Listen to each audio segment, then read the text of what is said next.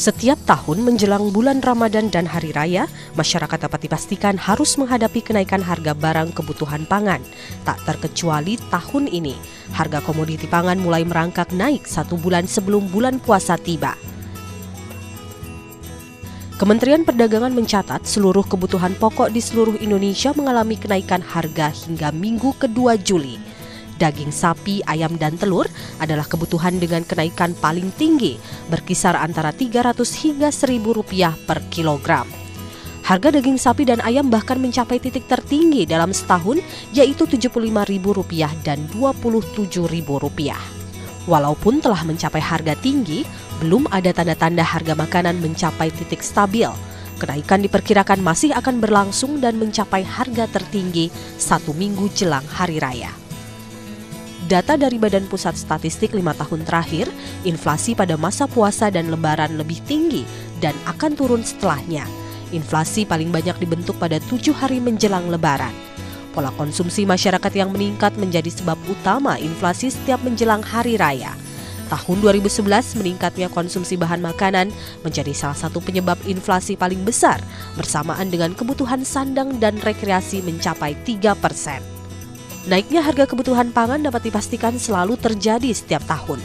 Lalu, apakah jalan keluar agar harga pasar stabil? Para pemirsa, kalau tadi kita bicara Eropa, Amerika, Cina, sekarang kita bicara lebih lokal, harga kebutuhan di pasar. Memang setiap tahun Menteri Perdagangan, saya juga dulu Menteri Perdagangan, selalu sibuk menjelang bulan puasa atau menjelang lebaran. Dan itu terjadi, sudah 70 tahun terjadi seperti itu, sepanjang masa. Karena harga itu dibentuk supply and demand. Tiba-tiba demand naik karena semua orang ingin buka puasa dengan ayam lebih enak. Kemudian juga apalagi lebaran, ingin baju baru, ingin bikin lontong, ingin semur ayam, otomatis demand naik dan supply tidak bisa langsung naik karena itu bukan manufacturing. Nah, namun bisa menimbulkan inflasi, efek.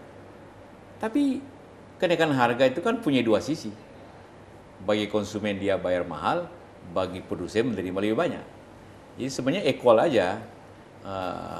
Namun tentu kita tidak bisa juga berbicara hanya menerima nasib, tapi pasti juga dibutuhkan suatu upaya setidak-tidaknya bagaimana meningkatkan supply pada saat-saat di mana seluruh penduduk masyarakat Islam khususnya yang berpuasa, yang lebaran, untuk dapat menikmati puasanya dan lebarannya lebih stabil dan sebagainya. Pak Gita, sebenarnya ini masalah rutin. Jadi ada menteri, tidak ada menteri naik juga sebenarnya ini. Kan seperti katakan ini hanya transfer income ini.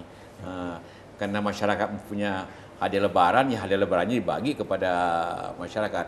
Menurut saya yang paling penting bisa tersedia nggak supply yang cukup. Telur yang cukup, ayam cukup, daging cukup pada waktunya, sehingga tidak menimbulkan masalah-masalah yang sulit secara nasional. Pak JK, saya dalam 6-7 bulan terakhir ini selalu melakukan pemantauan di pasar. Jadi bukan hanya menjelang lebaran saja. Tapi kebetulan tadi pagi kami ke Kramat Jati melakukan pemantauan pasar induk, khususnya untuk produk hortikultura, buah-buahan dan sayur-sayuran. Alhamdulillah harga sangat stabil. Tentunya stabil dalam arti sudah naik atau stabil sama dengan bulan biasa? Dalam beberapa bulan ini tidak naik. Tidak naik, ya. Okay. Ada perkecualian. Perkecualian seperti cabai. Cabai naik kurang lebih 5%. Karena musiman kali? Bukan, karena kebutuhan dari Sumatera. Lebih banyak daripada biasanya. Terus bawang putih. Bawang putih memang karena kekurangan produktivitas dan produksi, kita harus import. Dari Cina, India? Kebanyakan dari Asia, dari Thailand dan Cina. Cuman itu aja. Tapi yang perlu kita banggakan adalah hampir seluruh produk yang ada di pasar Kramat Jati Iya. itu produk lokal. Iya, iya. Yang mana tahun lalu tuh hampir semuanya tuh ada produk impor.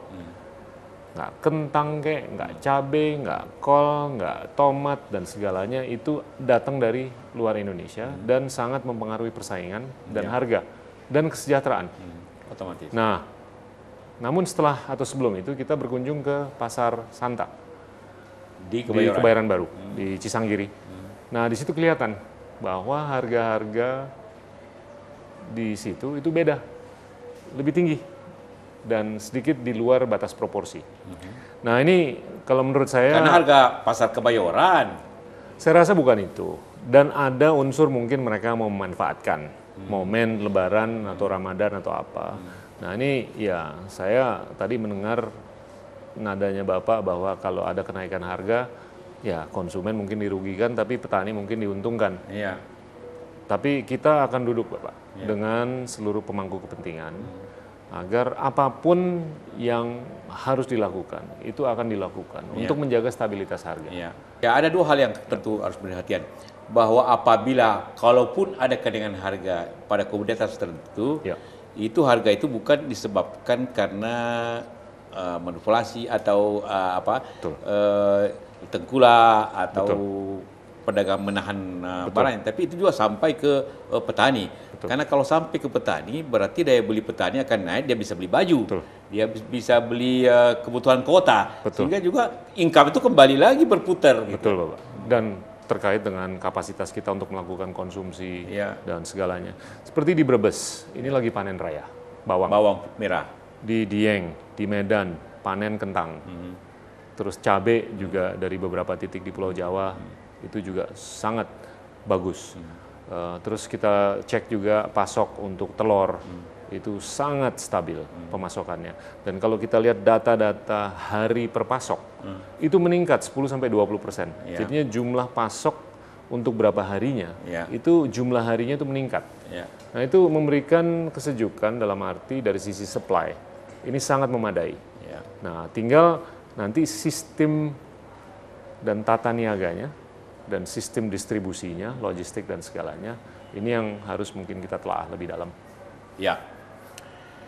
Jadi kita tadi mendengarkan bahwa sebenarnya kalau kita kaji di pasar induk atau di pasar real, itu kenaikan itu ada, tapi tidak signifikan sesuai dengan perkiraan katakanlah yang ada di media ataupun masyarakat. Tapi sekali lagi, kalau kita berbicara ekonomi makro keseluruhan, ada hal tertentu yang perlu juga menjadi perhatian. Kalau batu bara naik, semua orang pada senang. Kalau karet naik, semua pada bergembira. Tapi kalau telur naik, semua marah, kan? Jadi padahal sama-sama petani yang mendapatkannya sebenarnya. Jadi perlu juga ada suatu keseimbangan bahwa jangan naik, diharapkan naik, tapi kalaupun karena supply naik tiba-tiba naik, anggap itu bahwa ini ada sesuatu juga faktor positifnya ke petani yang dapat meningkatkan daya belinya sendiri, kan. Jadi ya ini. Namun demikian yang sangat penting saya katakan tadi, di samping harga itu harus stabil dalam arti dinamis, justru ketersediaannya harus lebih penting. Sehingga kebutuhan umumnya itu dapat terpenuhi. Itu dari sisi Lebaran, karena tetapi juga saya ingin sampaikan kepada seluruh masyarakat, kalau Lebaran, kalau puasa bukan waktunya untuk justru makan yang berlebihan.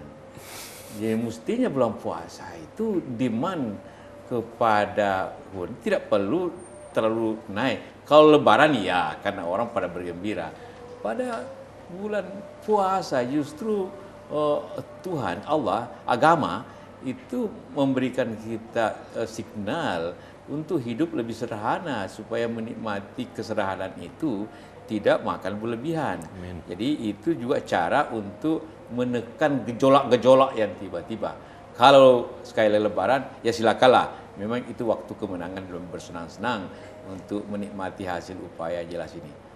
Itu hal yang tadi saya mau menghargai upaya itu dari Menteri Perdagangan bahwa harus dikontrol itu, tapi supply-nya harus ditekan dengan kebutuhan dalam negeri. Betul.